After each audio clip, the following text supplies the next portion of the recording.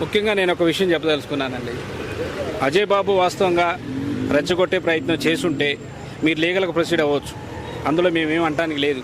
కానీ ఇక్కడ జరిగింది ఏంటంటే అజయ్ బాబుని అరెస్ట్ చేయటం కంటే ముందు 5 రోజుల ముందు అజయ్ బాబు కూడా ఒక 5 వ్యక్తుల మీద కంప్లైంట్ ఇచ్చాడని నాకు తెలిసింది ఖమ్మం అర్బన్ పోలీస్ స్టేషన్లో. అది ఎఫ్ఐఆర్ చేశారు, 195 ఎఫ్ఐఆర్ నెంబరు. ఆ 5 అరెస్ట్ చేయకుండా ఇతను ఎందుకు చేశారు? ఇది నా ప్రశ్న. రెండోది, హిందువులా, ముస్లింలా, క్రిస్టియన్లా నాకు అవసరం లేదు. నా తమ్ముడుగా నేను మాట్లాడుతాను. నేను ఏ మతాన్ని కానీ ఎవరిని కూడా నేను కించపరిచి తెలుసుకోలేను. హిందువులు మనోళ్లే, ముస్లింలు మనోళ్లే, క్రిస్టియన్లు మనోళ్ళే, అందరూ మనోళ్లే. అసలు ఇక్కడ ఏం జరిగింది అనేది ఫస్ట్ లోకానికి తెలుసు, ప్రజలకు తెలుసు. నేను ఈరోజు ములాఖాత్ వచ్చాను చంచల్గూడ జైలుకి, నా తమ్ముడి దగ్గరికి వచ్చాను. నా తమ్ముడు ఎట్లుంటాడని నేను ఎప్పుడు అనుకోలేదు. నా తమ్ముడిని నేనే గుర్తుపట్టలేదు. అడిగాను, నాన్న ఏంటి పరిస్థితి, లోపల ఎట్లుందంటే చెప్పాడు. కానీ పైకి చెప్పాడు కానీ లోపల ఉండే పరిస్థితి వేరుంది. మా తమ్ముడు చేసింది ఏంటంటే క్రిస్టియను, ముస్లిము, దళితులకి సపోర్టుగా నిలబడ్డాడు. అది వాడు చేసిన తప్పు. ఒకవేళ ఏదన్నా తప్పుగా మాట్లాడి, ఇప్పుడు మీరు అడిగినట్టు ఏదన్నా తప్పుగా మాట్లాడటం కానీ కామెంట్ కానీ చేస్తుంటే మీరు లీగల్గా ప్రొసీడ్ అవ్వచ్చు.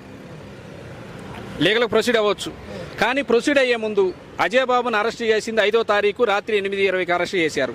అరెస్ట్ చేసినప్పుడు చెప్పింది ఏంటంటే ఖమ్మం అర్బన్ పోలీసు వాళ్ళం మేము ఖమ్మం తీసుకెళ్తున్నాం అమ్మ అని చెప్పి ఆమె మిస్సెస్కి చెప్పారు. నేనేమంటానంటే 41A నోటీస్ ఇవ్వాలి అరెస్ట్ చేసే ముందు. సుప్రీంకోర్టు గైడ్లైన్స్ ప్రకారం 41A నోటీస్ ఇవ్వాలి. ఒకటి లేదు, వారెంట్ అయితే వారెంట్ తీసుకెళ్ళాలి. లేదు, ఫ్యామిలీ కన్నా సమాచారం ఇవ్వాలి. అసలు ఎవరు వచ్చారో తెలియదు, ఎవరు తీసుకెళ్లారో తెలియదు. 24 గంటలు దాచిపెట్టిన తర్వాత అజయ్ బాబుని తెల్లారి 6 గంటలకి మెజిస్ట్రేట్ ముందు హాజరుపరిచారు. అయితే అరెస్ట్ చేసింది 5వ తారీఖు అయితే 6వ తారీఖు అరెస్ట్ చేసినట్టు రిమాండ్ రిపోర్ట్లో రాశారు. ఓకేనా? ఇంకొకటి, ఆ తీసుకెళ్ళినటువంటి కారు కూడా మహారాష్ట్ర కారు, తెలంగాణది కాదు. ఇంకొకటి నాకున్న సమాచారం ఏంటంటే ఈ రోజు కూడా అజయ్ బాబుని సబ్ జైలు నుంచి వేరే చోటకి షిఫ్ట్ చేస్తున్నారు. ఆల్రెడీ వెళ్ళిపోతుంది కారు, ఇప్పుడు వెళ్ళిపోతూనే ఉంది కారు. ఎక్కడ తీసుకెళ్తున్నట్టు యాడికి తీసుకెళ్తున్నారని తెలీదు. కానీ ఒక్క విషయం మాత్రం నేను చెప్పదలుచుకున్నా, అజయ్ బాబు పరిస్థితి జైల్లో బాగాలేదు. అంటే మీతో కలిసినప్పుడు మీతో ఏం మాట్లాడారు? అంటే ఇంటి గురించి కానీ ఆయనకి బట్టలు ఇచ్చారండి. మా బంధువులు వచ్చి బట్టలు ఇచ్చి వెళ్ళారు. ఆ బట్టలు ఇవ్వలేదు ఆయనకి. ఆ లోకల్లో తినడానికి అవి ఉంటాయి కదా, ఒక 1000 రూపాయలు అవి ఇవ్వలేదు. ఆయనకి సమాచారం ఏం లేదు. ఏ రోజు ఏ బట్టలతోనైతే అరెస్ట్ అయ్యిండో అదే బట్టలతోనే ఉండు. ఇప్పుడు కూడా అదే బట్టలతో ఉండు.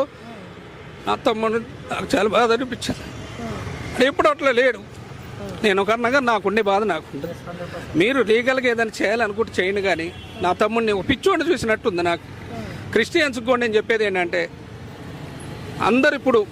అందరు బాధలో ఉన్నారు, నేను కాదంట్లా. కానీ బలైపోయింది మా ఫ్యామిలీ. తమ్ముడిని కాపాడుకోవాలని ఆశతో నేను చెప్తున్నా, దయచేసి మీరు కూడా వాళ్ళు రెచ్చగొట్టారు, వీళ్ళు రెచ్చగొట్టారని రెచ్చిపోయి గొడవలకు వెళ్ళి హిందువుల మీద క్రిస్టియన్ల మీద హిందువులు గొడవలు పెట్టుకొని ఫ్యామిలీలు బలి చేసుకోవద్దు. లీగల్గా మీకు ఏది కావాలనుకుంటే అది లీగల్గా ప్రొసీడ్ అవ్వండి. నా వంతుగా నేను నా తమ్ముడిని ఏ రకంగా సేవ్ చేసుకోవాలనే ప్రయత్నమే చేస్తున్నాను. నాతో పాటు పాపం చాలామంది పాస్టర్స్, హిందూ సోదరులు సాయం చేస్తున్నారు, పాస్టర్స్ సాయం చేస్తున్నారు, ముస్లింలు సాయం చేస్తున్నారు. ఎట్టి పరిస్థితుల్లో అజయ్ బాబుని బయటికి తీసుకురావాలనేది నా ఆశ. బెయిల్ అప్లై చేస్తారా? బెయిల్ ఎప్పుడు వచ్చే అవకాశం? బెయిల్ అప్లై చేశారండి. ఒక 2 రోజులు, రేపు కానీ వాళ్ళు కానీ బెయిల్ వచ్చే అవకాశం ఉంది. బెయిల్ మీద అజయ్ బాబు బయటకు వస్తారు. కాకపోతే ఆ జైల్లో వసతులు కరెక్ట్ లేవు. అజయ్ బాబుని కావాలని ఇబ్బంది పెడుతున్నారని అయితే నాకు అనిపించింది. ఎవరు దీని వెనకాల ఉండేది ఎవరు అనుకుంటున్నారు? ఇబ్బంది పెడుతున్నారు ఖచ్చితంగా. అంటే కొంతమంది పాస్టర్లు ఇప్పుడు లైవ్ లో మనం చూస్తున్నాము. ప్రవీణ్ పగడాల గారికి ఏదైతే జరిగిందో, సో నెక్స్ట్ ఇది ఏమన్నా జరగబోతుందని చెప్పి కూడా పాస్టర్ అందరూ బాధపడుతున్నారు. ఏం జరగబోతుందని చెప్పి కూడా వాళ్ళకి ఏం చెప్పాలనుకుంటున్నారు? ఒకటండి, ప్రవీణ్ గారు ఎవరో నాకు తెలియదు. ప్రవీణ్ గారికి ఏం జరిగిందో నాకు తెలియదు. నేను మాట్లాడేది ఓన్లీ నా తమ్ముడు కోసం మాట్లాడుతున్నా.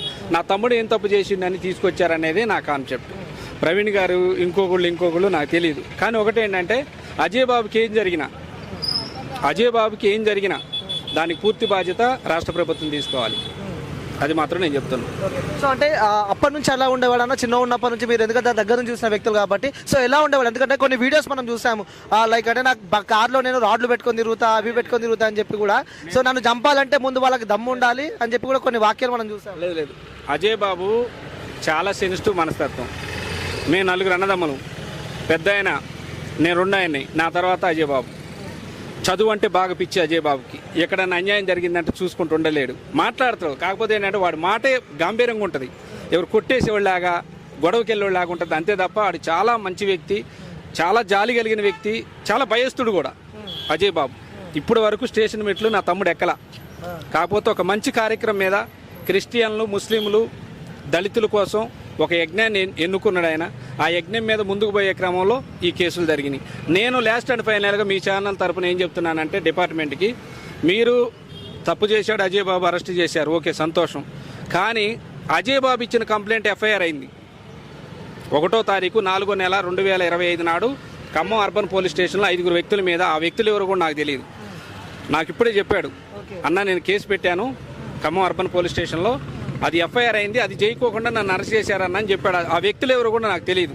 నేను ఇప్పుడు వెళ్ళాక సీఏ గారిని కలుస్తాను అర్బన్ పోలీస్ స్టేషన్లో ఖమ్మంలో. నేనేమంటానంటే ఆ వ్యక్తులు ఎవరు, మీరు వాళ్ళని కూడా అరెస్ట్ చేయండి.